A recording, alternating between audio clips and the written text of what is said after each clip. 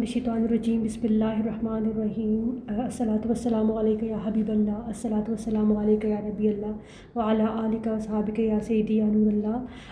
Dear students, आज हमारी class का सेकंड लेक्चर है, रेज़न आर्ट क्लास का सेकंड लेक्चर है। और पहले लेक्चर में मैंने आपके साथ डिटेल से मटेरियल लिस्ट शेयर की थी, कौन कौन से मटेरियल जो है हमने रेज़न आर्ट में हमें ज़रूरत पड़ेंगे और कौन कौन से हमने इस पर यूज़ करने हैं। मैंने आपको लिस्ट डाउन करवाया था सारे मटेरियल की और उनकी डिटेल से भी आपको आगाह किया था। अभी नेक्स्ट में कुछ प्रिकॉशंस हैं, जब हम मटेरियल के साथ काम शुरू करते हैं तो कुछ प्रिकॉशंस हैं जो हमें मद्देनज़र रखनी चाहिए। मैं उन्हीं के बारे में बात करूँगी। सबसे पहले तो ये है कि रेज़न जो है ना वो एक केमिकल है, और इस केमिकल का जो है वो जब ये हाथ के साथ आपके लग जाता है तो ये आराम से नहीं उतरता, इसको पानी से वॉश नहीं हो सकता। तो इसलिए आप कोशिश करें कि जब भी आप रेज़न से काम करें तो आप ग्लव्स को पहने। ग्लव्स जो है ना वो सिंपल ग्लव्स बिल्कुल जो लाइट से होते हैं, जब आप हेयर कलर करते हैं या कुछ और काम करते हैं तो आप यूज़ करते हैं, आप वही ग्लव्स यूज़ कर सकते हैं काम करने के लिए। उन ग्लव्स को पहनकर ही आप काम कीजिए। अगर आप उन ग्लव्स के बगैर काम करेंगी तो रेज़न अपने हाथों से चिपक जाएगा और उसको उतारना थोड़ा सा डिफ़िकल्ट होता है, बहुत इरिटेटिंग होता है। अच्छा, उसको उतारने का जो तरीका है वो ये है कि आपको टाल्कम पाउडर लेना है और टाल्कम पाउडर के मदद से आपने अपने हाथों पे लगा के आपको रब करना है, और रब करने के बाद आपने अपने हाथों को वॉश करना है किसी भी शैम्पू से।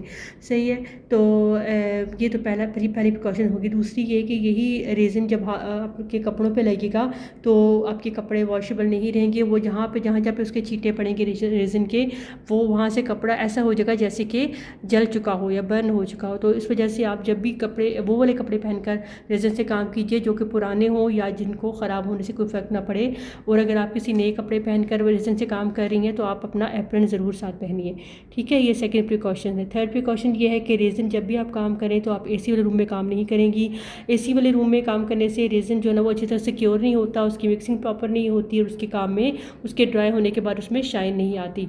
तो ये थर्ड प्रिकॉशन है जो कि आपको करनी है। अच्छा, बेस्ट तो ये है कि आप रेज़न का जब भी काम करें तो आप किसी ओपन एयर में जाके करें, ताकि ओपन एयर मीन टेरेस में कर लें या अपने रूम की विंडोज़ को ओपन कर लें जहाँ से हवा की क्रॉसिंग हो। तो वहाँ पे आपको रेज़न काम करने के लिए ज़्यादा more healthy way to work with the reason. ठीक है, तो ये नेक्स्ट चीज़ है जो मैं आपको बताना चाह रही थी। अच्छा, उसके बाद जब हम लोग रेज़न से काम करते हैं तो हमें मिक्सिंग स्टार्ट करनी है। मिक्सिंग का तरीका मैं भी आपको बताती हूँ कि जब हमने अपना रेज़न जो है वो मैंने आपको कल बताया था कि हम अपना 2:1 के साथ रेज़न जो है ना वो हम लेते हैं, और 2:1 की से हम इसको 2:1 के साथ जब हम रेज़न की मिक्सिंग करते हैं तो हमें सबसे पहले विंग स्केल चाहिए होता है, विंग स्केल, और उसके अलावा हमें जो डिस्पोजेबल कप चाहिए होता है, और डिस्पोजेबल कप के साथ हम मिक्सिंग स्टिक की मदद से रेज़न को मिक्स करते हैं। जो रेज़न है वो एक केमिकल है, इस वजह से हम इसको किसी भी खाने वाले बर्तन में मिक्स नहीं कर सकते, और अगर हम उसको मिक्स करेंगे तो वो दोबारा से उसके अंदर हम खाना नहीं खा सकते, वो हमारी सेहत के लिए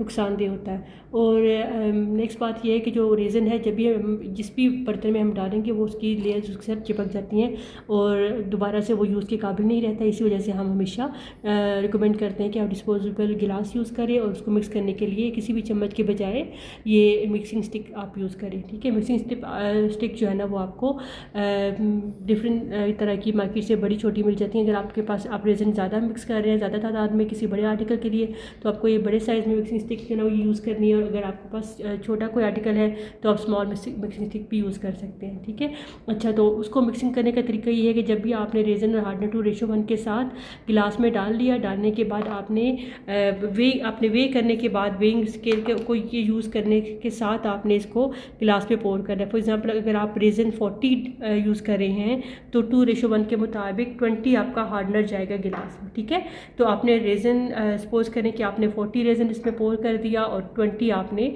हार्डनर पोर कर दिया, तो ये टोटल हो जाएगा 60। ठीक है, पहले आपने 40 रेज़न इसमें डालना है, उसके बाद 20 जो है ना वो हार्डनर पोर करना है, तो ये टोटल जो है यहाँ पे हमें 60 शो करेगा। उसके बाद फिर ये कि हम इसको मिक्स करेंगे। तो आप ये मैंने अभी आपको 40 और 20 की रेशो बताई है डबल। अगर आपको ज़्यादा बनाना है तो आप 150 भी बना सकते हैं, सेम लाइक इसी तरीके से 80-40 आप 2:1 के साथ आप रेज़न हार्डनर को पोर कर सकते हैं। अच्छा, उसको मिक्सिंग का तरीका ये है कि आपने कम से कम इन दोनों को आपस में 4 मिनट्स तक मिक्स करना है, ठीक है, 3 to 4 मिनट्स में। और 3 से 4 मिनट में ये यकजान हो जाएंगे। अगर आप उससे पहले आप उनको पोर करेंगे तो वो उनकी वो नहीं बनेगी, टेक्सचर उनकी वो मिल्क के अच्छा सा क्योर नहीं होंगे, ठीक है। तो अब ये देखिए कि हमें मिक्स करने का तरीका ये है कि क्लॉकवाइज हमने इसको मूव करना है, लाइक दिस, ठीक है, और स्लोली स्लोली मूव करना है। अगर आप बहुत जल्दी जल्दी इसी कैसे मूव करेंगी तो उसके अंदर रेजिन हार्डनर के मिक्सचर में बहुत ज़्यादा बबल्स डेवलप हो जाते हैं। और बबल्स ये समझ लें कि जैसे फेस पे पिंपल्स आ जाते हैं, ऐसे ही इसके अंदर बबल डेवलप हो जाते हैं और फिर उनको बबल्स को रिमूव करना पड़ता है। वो फिर जितनी भी उसकी शाइन होती है प्रोडक्ट की, वो कम हो जाती है बनने के बाद। इस वजह से आपने इसको बहुत ही सुकून से और बहुत ही स्लो तरीके से आपने इसको मिक्स करना है, बहुत ही स्लो जो ना वो स्पीड के साथ इसको मिक्स करना है और वन साइड पे आपने मिक्स करना है, लाइक क्लॉकवाइज मिक्स करना है, ठीक है। अगर आप इसको बिल्कुल दोनों तरफ से इसी से आप मिक्स करेंगे तो वो उसके अंदर बबल्स बन जाएंगे और वो उसकी मिक्सिंग अच्छी नहीं होगी। जितनी अच्छी मिक्सिंग होगी उतनी ही ज़्यादा आपकी अच्छी प्रोडक्ट में शाइन आएगी, प्रोडक्ट आपकी अच्छी बनेगी, ठीक है। और उसके बाद आप आपने जब आपने पोर कर लिया, आपने रेज़न को मिक्स कर लिया, तो आपने उसको दो दो हिस्सों में तकसीम कर लेना रेज़न को, ठीक है।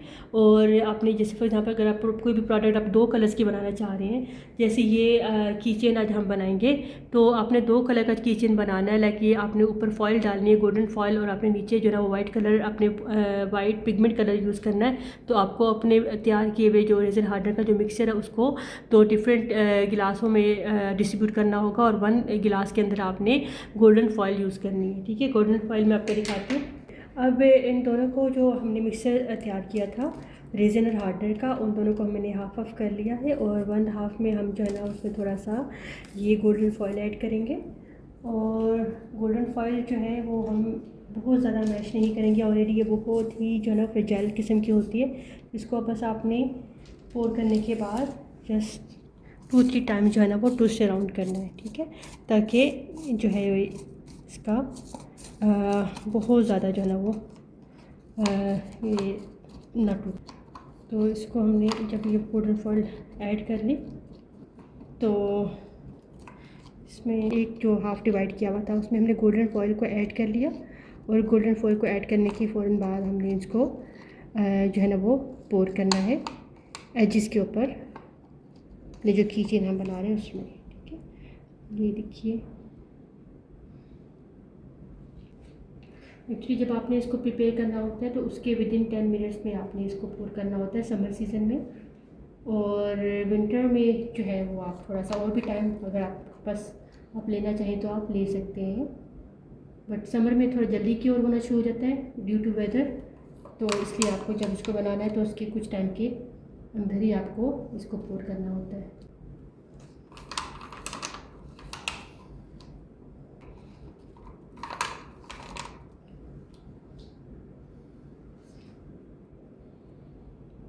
मीनवाइल जो हमने ऑलरेडी बना चुके हैं कीचेन, आप वो देखिए वो रेडी है बिल्कुल सेम उसी तरह से हम जो है नेक्स्ट भी बना रहे हैं।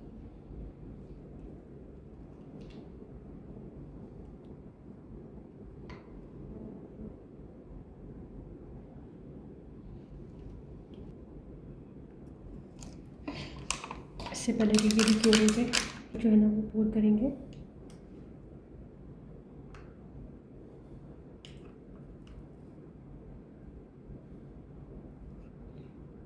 इस साइड पे